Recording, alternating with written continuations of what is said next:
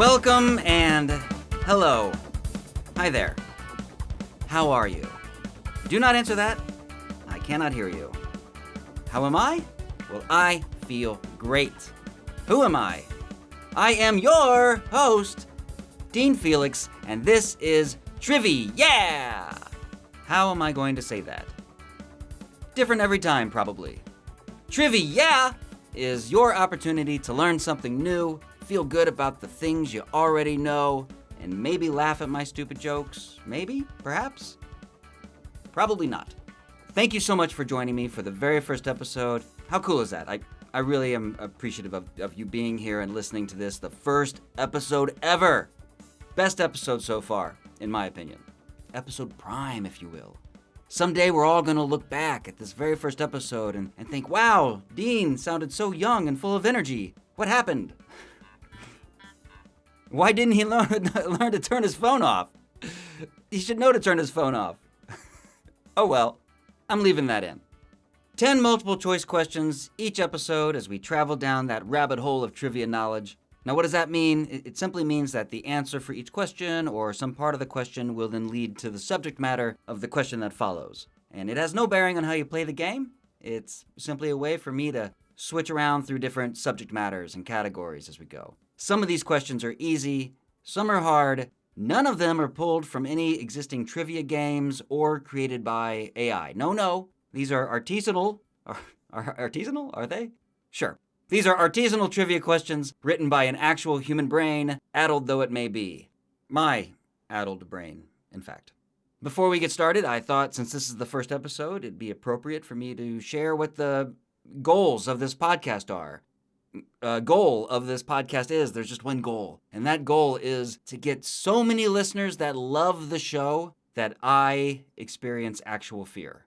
When you, the listeners, become so passionate about this show that I get scared, that's when I'll know that we have made it. Hell yeah! Cannot wait for that. I'd also love to share some personal goals with you, but I don't know, we're just getting to know each other. You know what, I'll wait for episode 2. Episode 2, when we are best friends, I will share with you my personal goals. So you have that to look forward to. You can email the podcast at TRIVI-yeah-podcast@gmail.com. That's all one word, TRIVI-yeah-podcast@gmail.com. There's no dash in there. Do not put a dash in that email address, because if you do, I honestly do not know what would happen. Maybe I would still get the email, but maybe I wouldn't. It's not worth the risk. Don't put a dash in there. All right, it's time to play a little TRIVI-yeah! Right after this.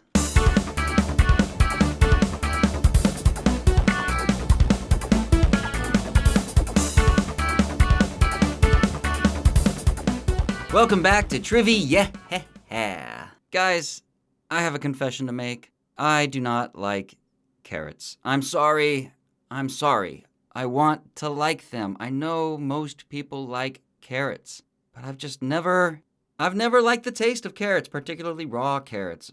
It's something weird about it to me. And I wish that wasn't the case. I don't like not liking things. I want to like things. I want to like everything that other people like. So I will continue trying carrots. I eat them. For me, it seems like all the time. And I dislike them every time. But look, I understand that our tastes change as we get older. I like things now that I didn't used to like. I like Brussels sprouts now. I didn't like Donnie Darko the first time I saw it. I watched it again, and I go, hey, I like this. So I'm hoping the same thing will happen with carrots, but it just hasn't happened yet. And it's a shame because there's so many great things out there that have carrots in them, particularly Báhn Mi sandwiches, right? Báhn Mi sandwiches are those Vietnamese sandwiches, and they are just covered in shredded, pickled, I believe, carrots.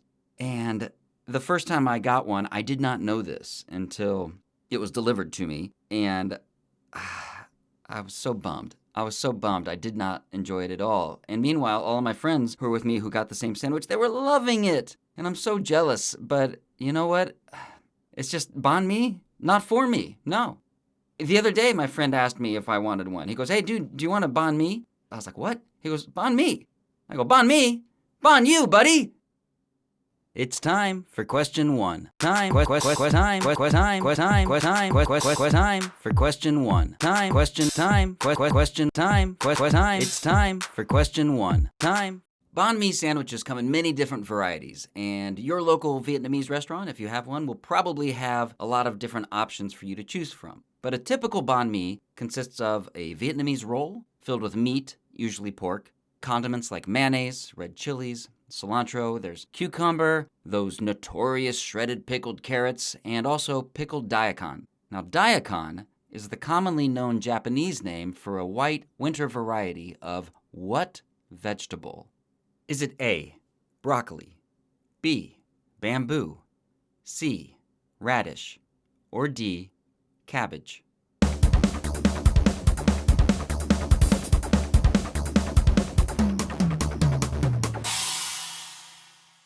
The answer is C, radish. Daikon, which translates to big root, is also known as the white radish or winter radish or even long white radish. Now, the radish is known as an excellent companion plant for many other plants, since they repel insects like the cucumber beetle. They're like plant bodyguards for your garden, and that's pretty rad. Well, rad-ish. No need for excitement or hullabaloo. It's just question 2.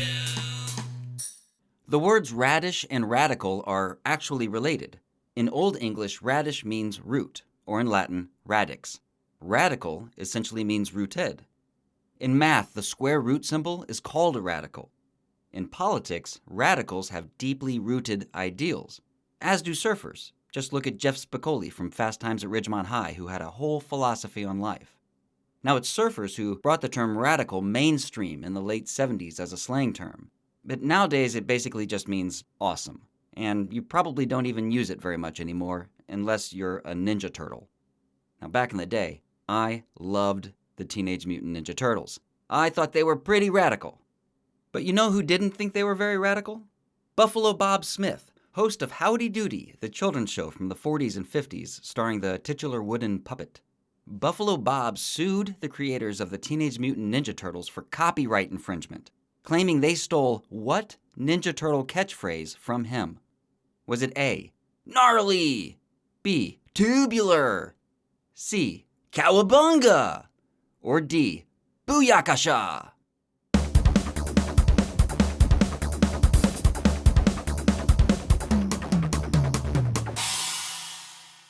The answer is C, cowabunga. Cowabunga, spelled with a K, was originally a catchphrase or nonsense word spoken by Chief Thunderthud, a Native American character on Howdy Doody. I'm using scare quotes around Native American because Chief Thunderthud was played by Bill LaCornick, who does not appear to be Native American. At least not in this YouTube clip, which you can look up if you search for Chief Thunderthud. In this clip, he just appears to be like a foil to be made fun of. And he actually gets sprayed in the face with seltzer water by an actual clown. The kids loved it. They're sitting in the background laughing their little butts off.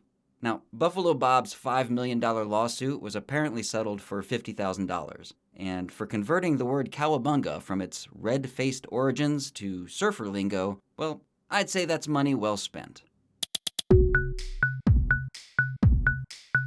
Question 3! Technically, Howdy Doody was a marionette, which is a puppet controlled by wires or strings. Operating a marionette requires more skill than shoving your hand up a sock, obviously. And anytime I see a clip of a street performer or any artist performing with one, I'm instantly mesmerized by it.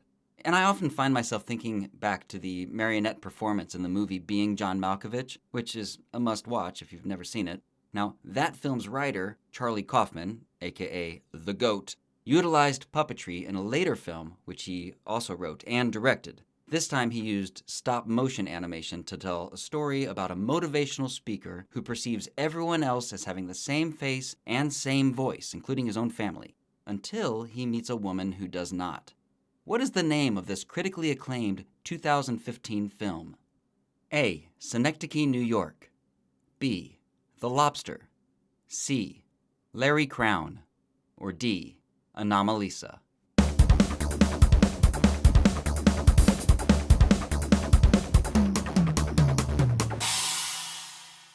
The answer is D, Anomalisa.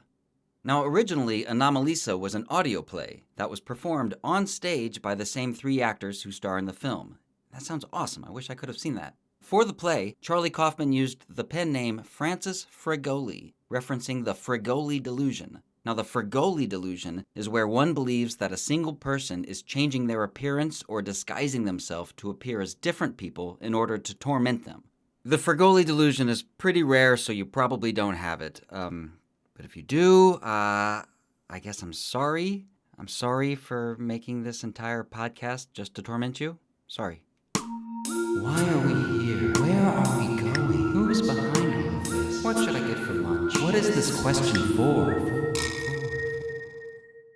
Anomalisa is a portmanteau of anomaly and Lisa, with whom the main character becomes infatuated. And Anomalisa is also appropriately reminiscent of Leonardo da Vinci's Mona Lisa, the world's most famous painting, which has become the obsession of many people throughout the 500 years or so it has existed. This next question is probably basic knowledge for the art enthusiasts out there, but I was surprised to learn that the Mona Lisa is not painted on a canvas, but a wood panel instead. What type of wood is the Mona Lisa painted on? Is it A, oak, B, poplar, C, pear, or D, fir?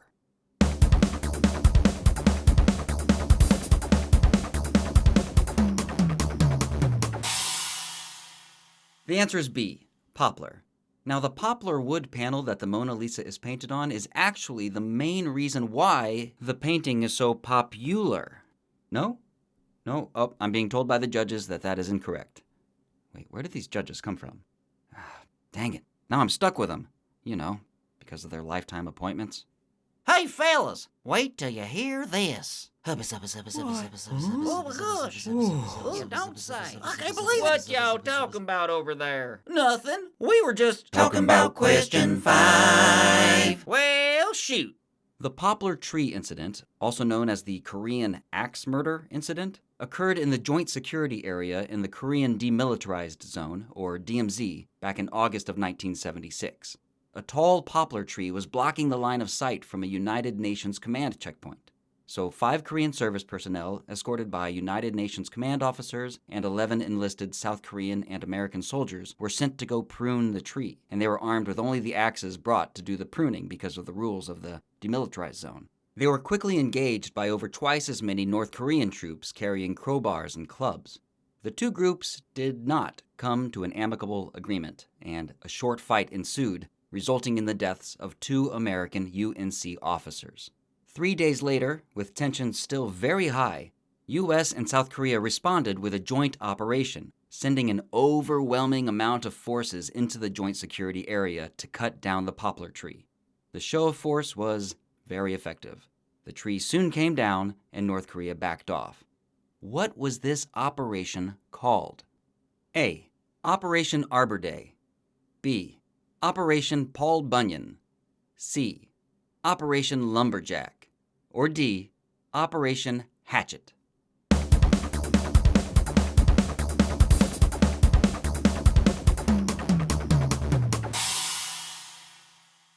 The answer is B. Operation Paul Bunyan. Arguments between neighbors over trees is certainly nothing new, and in this particular instance, the North Koreans were angry because they said their leader, Kim Il-sung, had planted the tree himself. Now, I have my doubts about this. I mean, come on. Kim Il-sung was out there planting trees? Come on, North Korea, come on! What do I know? Maybe he was. Oh, bro. Bro, this is 6, bro. Bro, did you make this? Oh, bro. Bro, this is so 6. Is this your question? Bro, this question is 6. Paul Bunyan, the giant lumberjack, accompanied by his equally gigantic blue ox Babe, is a Northern American and Canadian folk hero from the late 18 and early 1900s. His many tall tales tell of large swaths of forest felled, impossible amounts of flapjacks consumed, and emotions strong enough to create Minnesota's 10,000 lakes after his tears filled his enormous boot prints. There's not much agreement on whether Paul Bunyan was completely fictional or based on a real man, though everyone is pretty certain that the blue ox is made up. Also fictitious, his younger and much smaller brother, who was conceived by the mayor of Fosston, Minnesota, to ramp up tourism. Paul's younger sibling stood only 4'9" due to not getting enough flapjacks. Seriously, that's how the story goes. Yet, legend has it that he still swung a mean axe, felling 100 acres in a single day. What was the name of this little brother who helped make Foston the mighty metropolis it is today?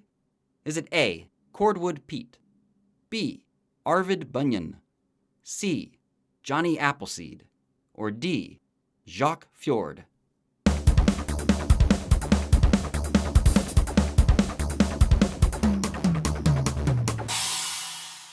The answer is A, Cordwood Pete.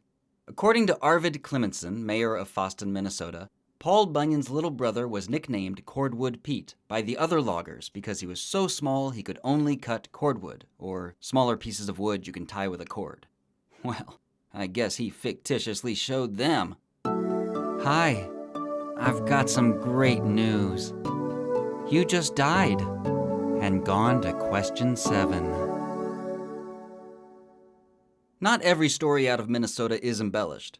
The northern state is known as the land of 10,000 lakes, as their license plates will tell you, but according to the Minnesota Department of Natural Resources, there are actually 11,842 lakes of 10 acres or more inside its borders. That is exactly 11,842 more natural lakes than the state of Alabama has. But if you include lakes that stretch across state lines, Minnesota has 14,380, and Alabama has 1. Lake Jackson, which is half in Florida. Now, if you want to get technical, and boy do I, there's only one state in the U.S. that contains none, zip, zero, stingy with De Niro, natural lakes. Name that state. Is it A, Georgia, B, Hawaii, C, Maryland, or D, Kansas?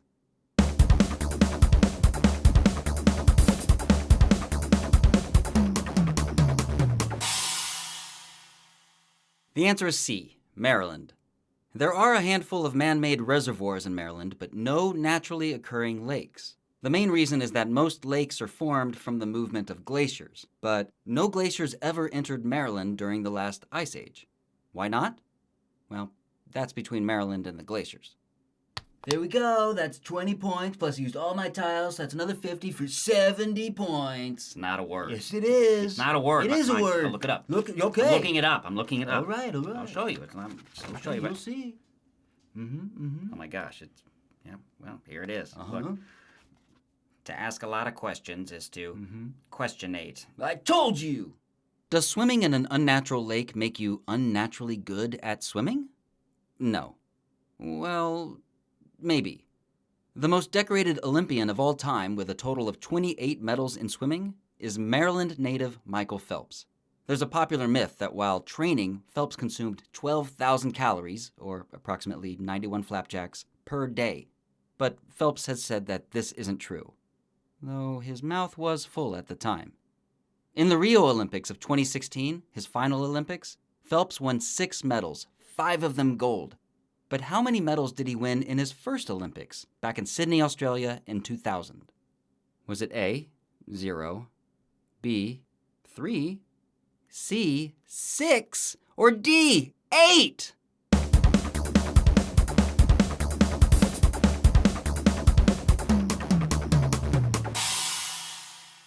The answer is A, 0. Sorry for getting so excited. Phelps got shut out in Sydney, scoring a goose egg in his first ever Olympics. What a loser, huh? Look. He was only 15 years old, the youngest male swimmer on a U.S. Olympic team since 1932. You guys are way too hard on him. Not me, though. No, I respect Michael Phelps. You hear that, Michael? I respect you and your accomplishments. Please don't eat me. The hardest part about being a trivia podcast host isn't coming up with the interesting questions. It's staying hydrated. So when I get thirsty, I always reach for a cool, refreshing glass of Question 9. The Sydney Opera House is one of the most famous buildings in the world, with its distinct modern expressionist design consisting of giant white shells that form the roof and its picturesque placement on the Sydney Harbor.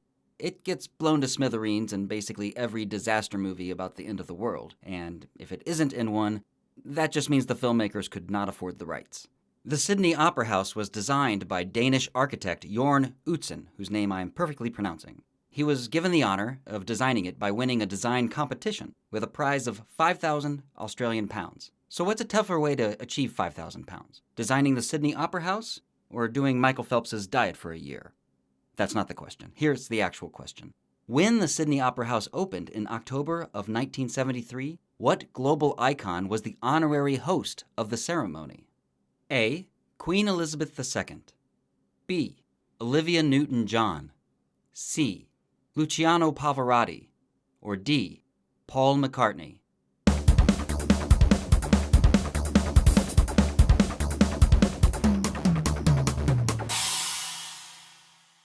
The answer is A, Queen Elizabeth II.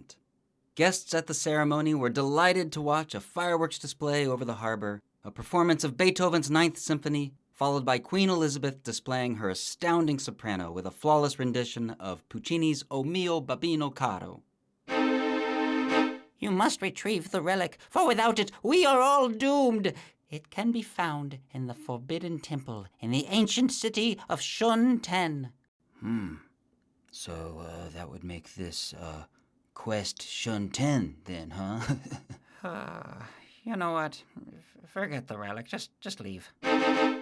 Okay, the Queen didn't actually sing, but she was known as quite the music lover, particularly musical theater and comedy tunes. She was also known for always having a bagpiper playing at the dinner table when she visited Scotland, which I guess is its own kind of comedy music. All right, just my opinion. It's just my opinion here that the bagpipes, yeah, they're kind of like the crazy uncle of the woodwind family. If you like them, that's fine. Yeah, totally fine. I always said you had an air of royalty about you. So, bagpipes, they usually consist of a bag, obviously, which you keep full of air by blowing into a blowpipe. You then squeeze the bag to push the air out of attached pipes that have enclosed reeds in them. Now, there are two basic types of these pipes. First, the drone, which is the pipe that you do not finger to play it. They're commonly seen resting on the shoulders of the pipers. Now, the drone produces a constant harmonizing note while you play. The other pipe type is the one that you create the actual melody with. It has holes you cover with your fingers to change the notes and is most often open-ended, and that's why the sound doesn't stop when they stop playing. This melody pipe has a very specific name. What is it? A. Noodle. B. Aerophone. C. Chanter. Or D. Fipple.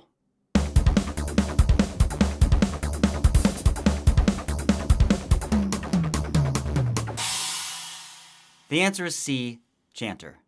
Chanter is from the Latin word cantare, meaning to sing, and wow, what a beautiful voice, huh? Now, a fipple, that's a real thing. A fipple is a flute blown on its end. For example, a recorder is a type of fipple. So that means the next time you hear someone playing the recorder, you can say, "Hey, would you cool it with that flippin' fipple?" But don't say that if it's your kid playing the fipple. Don't say it. All right, let's make a deal. You tolerate your kid's fipple playing, and I will keep trying carrots. Not only that, but I will continue raking the pine needles from my neighbor's giant tree that only has branches on one side of it, the side that hangs over my yard. I'll just keep raking them without saying anything because most conflicts simply aren't worth it. But eventually enjoying a Báhn Mi, that is worth it. And who knows, maybe someday your kid will entertain thousands of people with their beautiful fipple playing at the Sydney Opera House. How cool would that be? Wait, that is your kid, right? Not someone disguised as your kid tormenting you with a recorder? Someone got Fergolied. Bonus, bonus, bonus. Bonus, bonus, bonus. Bonus, bonus, bonus, bonus question time. Bonus question? Oh, yeah. Are carrots really good for your eyes? Yes, it's not a myth. The beta-carotene in them can help maintain healthy eyes and vision. Carrots, good for your eyes, bad for my taste buds. Now, if you've ever seen purple carrots before, which are actually called cosmic purple carrots, they're also good for you. They contain anthocyanin, which is an antioxidant. Antioxidants protect you from highly reactive, unstable oxygen molecules, which have unpaired electrons in them. The antioxidants destroy these molecules before they can do damage by stealing electrons from the stable molecules inside your body. These sneaky little electron thieves. Antioxidants are chemically structured to lose an electron without freaking out. They just deal with it internally. But back to those no good, unstable oxygen molecules, which you can get from like cigarette smoke or pollution, radiation, etc. They've got a name that makes them sound way cooler than they are. Like cosmic purple carrots. So, what do we call these electron-stealing, unstable oxygen molecules? No multiple choice this time, no countdown timer. If you don't already know the answer to this question, you'll have to get it one of two ways. You can either fire up your Google machine and go down your own rabbit hole of trivia knowledge, or you can wait for next week's episode where I will have that answer for you, along with 10 new multiple choice trivia questions.